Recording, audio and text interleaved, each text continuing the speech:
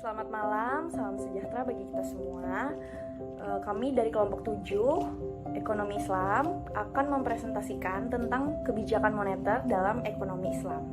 Kami yang beranggotakan Muhammad Aldi Rizaldi, Nuke Pratnya, Aura, Nur Suci, dan saya sendiri Eka Ayu Natalia. Untuk poin yang pertama, pengertian kebijakan moneter. Kebijakan moneter adalah upaya mengendalikan atau mengarahkan perekonomian makro ke kondisi yang diinginkan dengan mengatur jumlah uang beredar. Selain itu, kebijakan moneter dapat pula berarti sebagai peraturan dan ketentuan yang dikeluarkan dalam mengatur penawaran uang dan tingkat bunga. Kebijakan ini dilakukan oleh Bank Sentral. Poin kedua yaitu kebijakan moneter dibagi menjadi dua. Yang pertama, kebijakan moneter yang bersifat kuantitatif, yaitu kebijakan umum yang bertujuan untuk mempengaruhi jumlah penawaran, uang, dan tingkat bunga di dalam perekonomian. Yang kedua, kebijakan moneter yang bersifat kualitatif. Poin yang ketiga yaitu faktor-faktor yang menentukan efektivitas kebijakan moneter, yakni yang pertama, perbedaan tingkat elastisitas permintaan uang, perbedaan elastisitas efisiensi modal marginal atau MAI. Yang ketiga, perubahan dalam marginal propensity to consume atau MPC. Selanjutnya akan dilanjutkan oleh Nur Suci. Poin keempat, prinsip-prinsip kebijakan moneter dalam ekonomi Islam.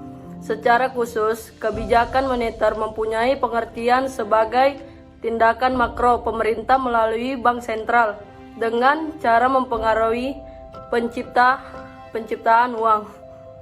Dengan mempengaruhi proses penciptaan uang, pemerintah bisa mempengaruhi jumlah uang beredar.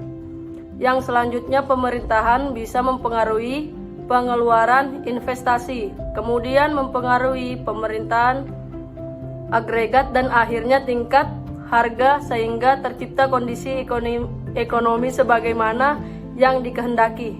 Poin kelima, dalam kebijakan moneter dalam Islam berpijak pada prinsip-prinsip dasar ekonomi Islam sebagai berikut. Poin pertama, kekuasaan tertinggi adalah milik Allah dan Allah lah pemilik yang absolut. Poin kedua, manusia merupakan pemimpin atau khalifah di bumi. Poin ketiga, semua yang dimiliki oleh manusia adalah karena seizinnya.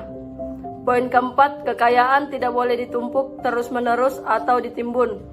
Poin kelima, kekayaan harus diputar. Poin keenam, menghilangkan perbedaan antara individu dalam perekonomian. Poin ketujuh, menetapkan kewajiban dan sifatnya wajib bagi semua individu. Selanjutnya dilanjutkan teman saya, Anya. Poin keenam adalah instrumen mazhab moneter Islami. 1.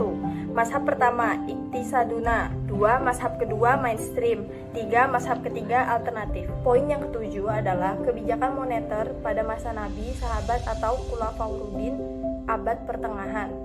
1. Masa Rasulullah Shallallahu Alaihi Wasallam.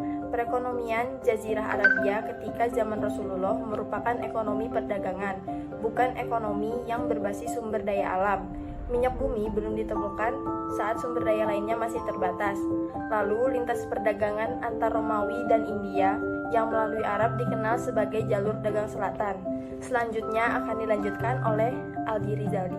Ya, di sini saya akan melanjutkan poin ketujuh, yaitu kedua, masa sahabat atau masa Khulafaur Rasyidin. Abu Bakar As-Siddiq. Dalam masalah perekonomian, Abu Bakar tidak banyak melakukan perubahan. Ia meneruskan sistem perekonomian yang telah dibangun Nabi Muhammad, seperti membangun kembali Baitul Ma'al, melaksanakan kebijaksanaan, pembagian tanah, hasil taklukan, serta mengambil alih tanah orang murtad. Ya, poin terakhir adalah penutupan. Ekonomi moneter merupakan suatu cabang ilmu ekonomi yang membahas tentang peranan uang dalam mempengaruhi tingkat harga dan tingkat kegiatan ekonomi dalam suatu negara. Kebijakan moneter adalah upaya untuk mencapai tingkat pertumbuhan ekonomi yang tinggi secara berkelanjutan dengan tetap mempertahankan kestabilan negara. Sekian presentasi dari kami, kelompok 7. Terima kasih.